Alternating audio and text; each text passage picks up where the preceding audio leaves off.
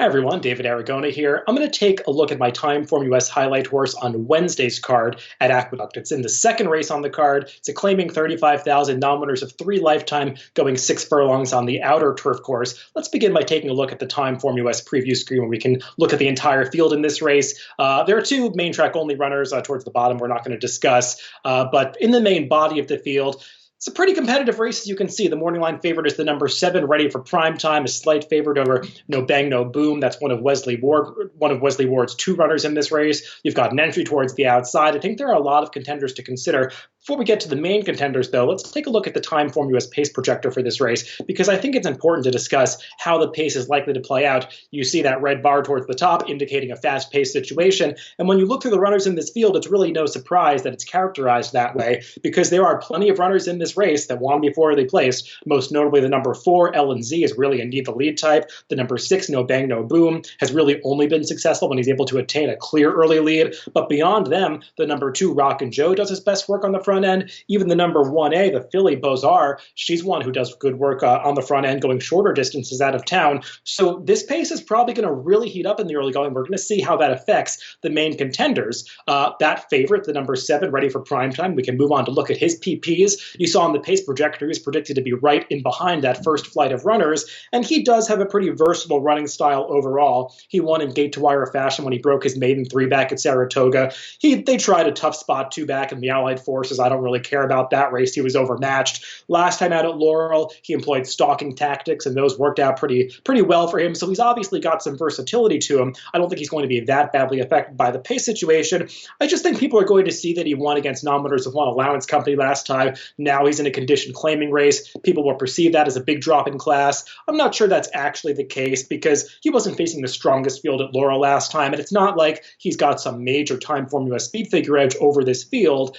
He'll win this race probably if he merely holds his form and the others don't step forward, but I wouldn't want to take too short of a price on him given how logical he is and how appealing he's likely to be to the public at large.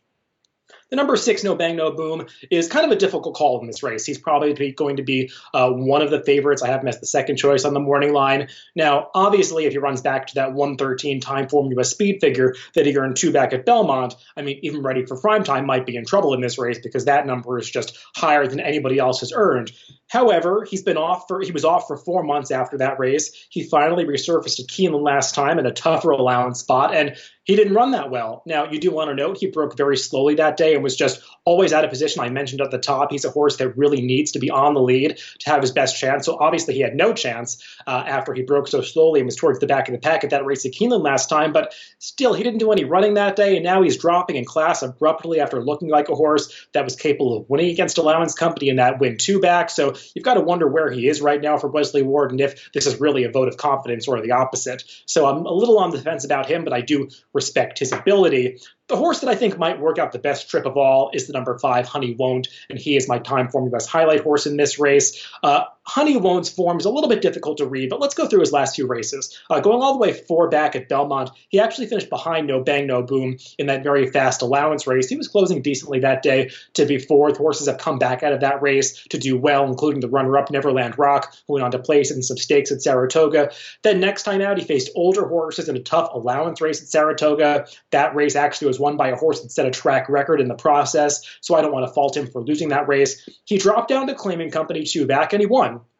He's facing a tougher claiming field today, but at least he won his only prior start against claiming foes. Last time out, they moved him back up into starter allowance company. I want to take a look at the replay of that race, because he finished 10th, lost by 4 lengths, but if we look at the replay and see his trip, he just never had a chance. He's breaking from the rail here as the number 2, and you saw he was off about a length slowly, and there was pace in this race, but it's a 13-horse field, really congested group of horses ahead of him, tightly packed bunch, and Joel Rosario, his rider, is trying to do the right thing by saving ground. Take note, this was a time on the turf course, really both turf courses at Aqueduct, when saving ground was extremely important, and Joel Rosario was really focused on that and had success doing so, but that focus kind of works against him in this race, because he doesn't want to move up outside of horses, because that might put him on the bad part of the racetrack. However, by staying inside, you see right here around the far turn, he's having to steady. He's caught in behind a horse that's going nowhere, actually one that's really going backwards. So No Bang No Boom is still last, standing at the back of the pack at the quarter pole at a time when other horses are starting to gain momentum, are under rides to begin their runs, and he's just towards the back behind horses that aren't going anywhere. He's going to try to rally inside in the stretch. Rosario is really focused on not coming off the rail. He's in the two path here. He's going to try to go back down inside at the 8th pole, and there's just really nowhere to go. It's always hard to rally inside. It's especially hard to rally inside when the horses that are doing the best running are closing on the outside. And I think it was just the wrong situation and the wrong trip for Honey Won't. Now he's back in just 9 days, and I actually like that Bill Mott is bringing him back on short rest because he's saying this horse didn't do that much running 9 days ago, so I think he's still pretty fresh to run back in this spot. He's getting some minor class relief, and given that fast-paced situation, he's just likely to work out the right trip. So I think Honey Won't deserves another chance in the second race at Aqueduct on Wednesday, and he's my TimeformUS Highlight Horse.